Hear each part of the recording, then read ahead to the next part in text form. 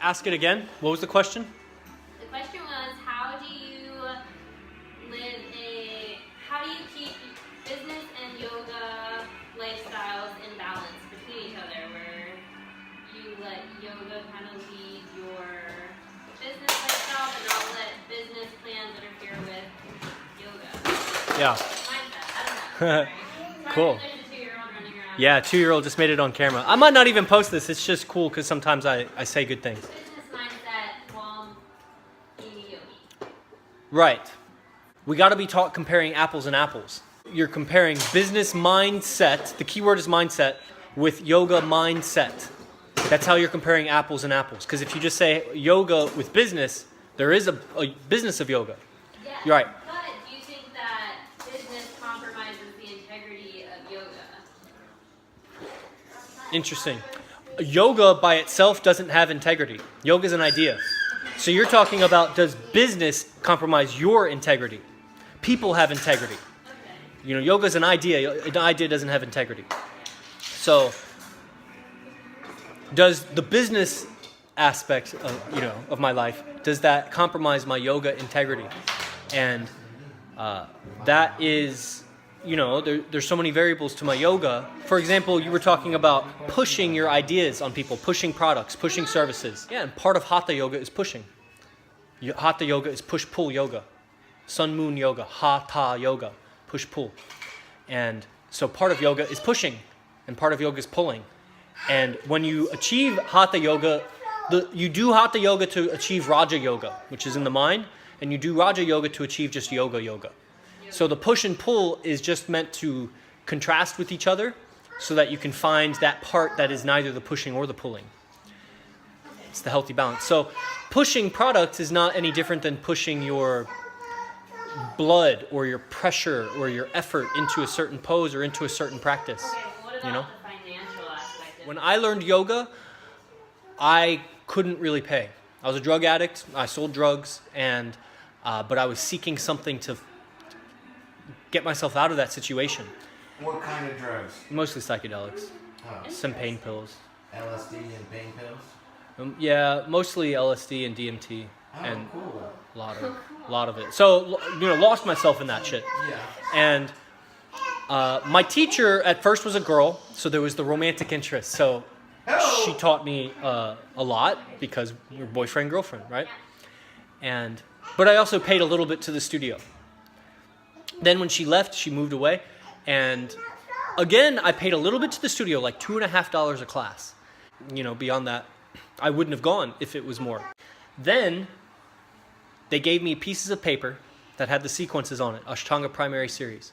And I practiced, I've estimated, because I have ego and I like to do that sort of thing, probably about 300 to 400 hours alone. I have ego too. Alone, by myself, just studying the piece of paper. Most people haven't even gone to a yoga studio 300 hours. I did it alone at home by myself, just watching YouTube and looking at the paper and just figuring it out.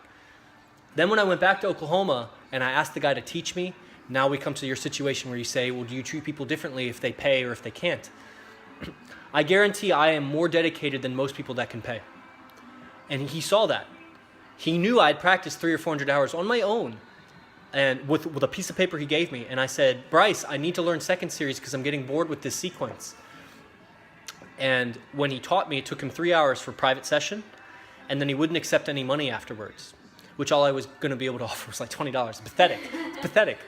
And again, 300 or 400 hours I practiced. I go back to Florida. It was one private session, 300 hours practicing what he taught me. Then I go back. You get the idea. Yeah. And you're not going to get paid unless you ask for it.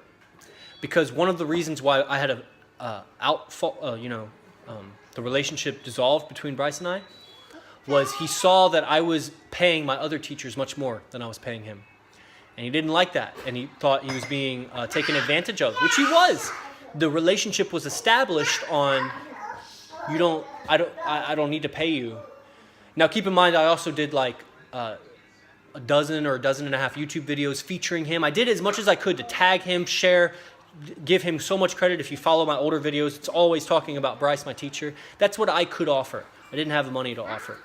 But that wasn't enough. I had money to offer these other guys because they asked for it, and so I sold savings, and I did that. And so now people come to me sometimes and they're like, I want to learn yoga for free, or I don't have money, but I thought yogis just are charitable, kind of, bullshit ideas. And so then I tell them, I have 450 videos on YouTube. They're free. Go and check those. I have probably 20 or 25 full yoga sequences on YouTube. You don't need to come to me and waste my time because I know what you're coming to for. I don't see the dedication in you. But then I have one student who checks in with me every day. She can't pay. She's broke. And because she's following her man. And her man is doing his best to make it in music. And they both make it music together. And there's only so long that I'll let that go on, that she can check in with me and I give her free advice and coaching without paying. She pays what she can. Like, she'll bring me food sometimes at my girlfriend's house. She'll bring over some chocolate or something. Or she shares my posts on Facebook a lot. If you follow my Facebook, her name's Madhava. But I see that dedication in her. Like, she's struggling with her mind, but she's very devout. So it's subjective in that you got to assess, like, if the person is going to listen to you. Because it's not worth my time to teach somebody that isn't going to practice what I teach them. That's a waste of my time. And not even for the seed of inspiration. No. That's not my place here on earth. I'm here for bigger things. That's like I'm a vegan and I could go the route of vegan activism. It's very important to me. But that's not what I'm here to do. That distracts from the other things. It would be better for me to become so influential, so big and so great that I can influence the top people in the world. That will have a bigger impact on veganism than me going the route of being a vegan activist. And so my seed of inspiration should be, hey, I have 100,000 YouTube followers. That would inspire you. You know what I'm saying? And I know that I wasn't inspired by free handouts. There was some level of inspiration when I saw that Bryce could do like handstands, and he looked so graceful when he was doing it. But I only saw that, actually I saw that in person, going to a yoga class, paying, and I saw that on his YouTube, his handstand vinyasas. So, if just interacting with me one-on-one like this isn't inspiration enough, then the yoga practice isn't going to be inspiration either.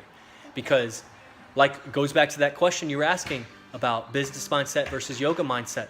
Your mindset is always with you, wherever you're going. So if you have the distinction of sometimes I'm business, sometimes I'm yoga, then that conflict is only within you. Your yoga mindset is always, and so should your business mindset.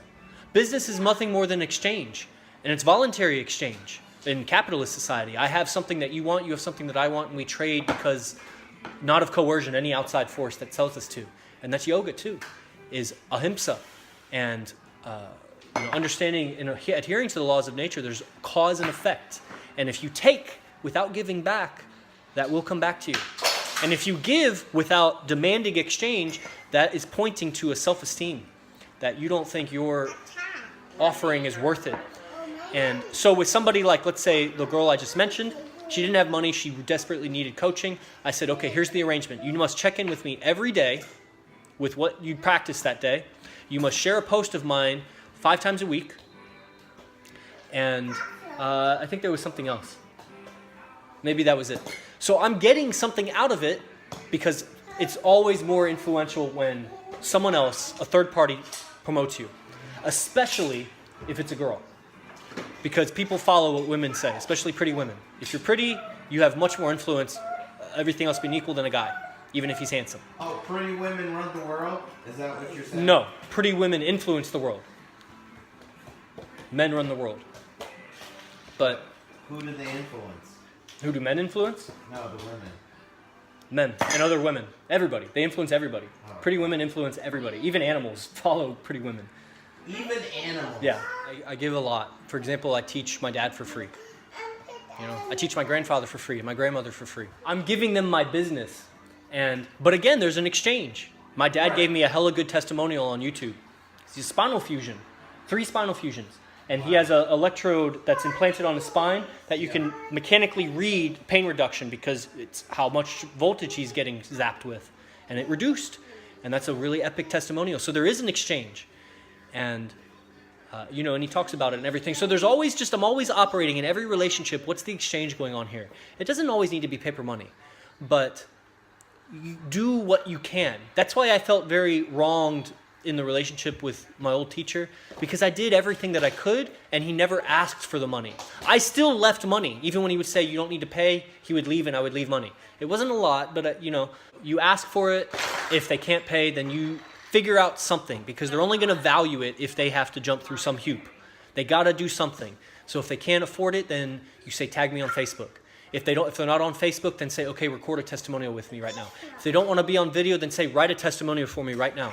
And I'll put it on something and say it was you. Or